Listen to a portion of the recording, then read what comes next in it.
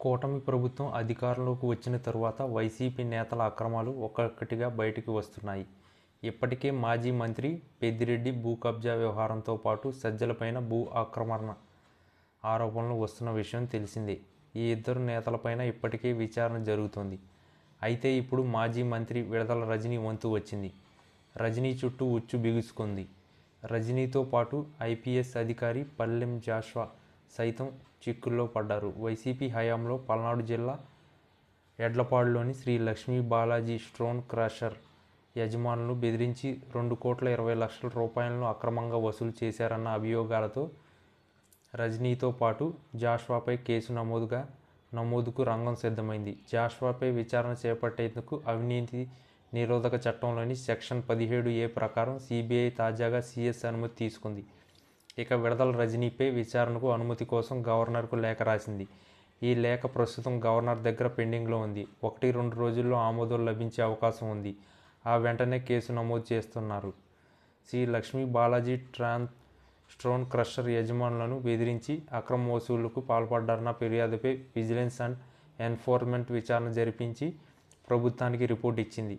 రూపాయలు 5 కోట్లు డిమాండ్ చేసి 2,20,00,000 వసూలు చేశారని, అందులో విడదల రజనీకి 2 కోట్లు, ఐపీఎస్ అధికారి జాషువాకు 10 లక్షలు, రజనీ పీఏకు 10 లక్షలు చెల్లించారని విజిలెన్స్ నిఘా తేల్చింది. దీని ఆధారంగా ప్రభుత్వం సిబిఐ విచారణను ఆదేశించగా కేసు నమోదు కోసం అవసరమైన అనుమతులు సిబిఐ అధికారులు తీసుకుంటున్నారు. 2020 సెప్టెంబర్ 4న విడదల రజనీ అప్పటికి మంత్రి కాలేదు. PA Ramakrishna Sri Lakshmi Balaji stone crusher దగ్గరకు వెళ్లి ఎమ్మెల్యే రజనీ పిలుస్తున్నారని, వెంటనే రావాలని క్రషర్ యజమానులకు చెప్పారు. తరువాత క్రషర్ యజమాని రజనీ కలవగా క్రషర్ నడవాలంటే తనకు 5 కోట్లు ఇవ్వాలని డిమాండ్ చేశారు. తర్వాత కొన్నాళ్లకే నాటి గుంటూరు జిల్లా రీజనల్ విజిలెన్స్ అండ్ ఎన్ఫోర్స్మెంట్ అధికారిగా ఉన్న పల్లెం జాషువా క్రషర్లో తనిఖీలు నిర్వహించారు. అనేక అవకతవకలు ఉన్నాయని, 50 కోట్లు జరిమానా చెల్లించాలంటూ క్రషర్ యజమానులు బెదిరించారు. కొన్నాళ్ల తర్వాత యజమానులకు ఫోన్ చేసి జాషువా ఎమ్మెల్యే విడదల రజనీ చెప్పినట్లు చేస్తారా లేదా 50 కోట్లు జరిమానా విధించి క్రషర్ సీజ్ చేయాలా అంటూ బెదిరించారు. తర్వాత క్రషర్ యజమానులు తన ఆఫీసుకు పిలిపించుకుని త్వరగా సెటిల్ చేసుకోవాలని హెచ్చరించారు.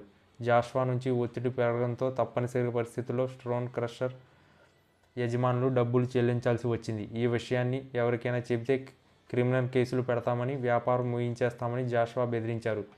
ఇది పూర్తిగా అధికార దుర్వినియోగమని, బాధ్యులపై చట్టపరమైన చర్యలు తీసుకోవాలని విజిలెన్స్ అండ్ ఎన్ఫోర్స్మెంట్ ప్రభుత్వానికి నివేదించింది.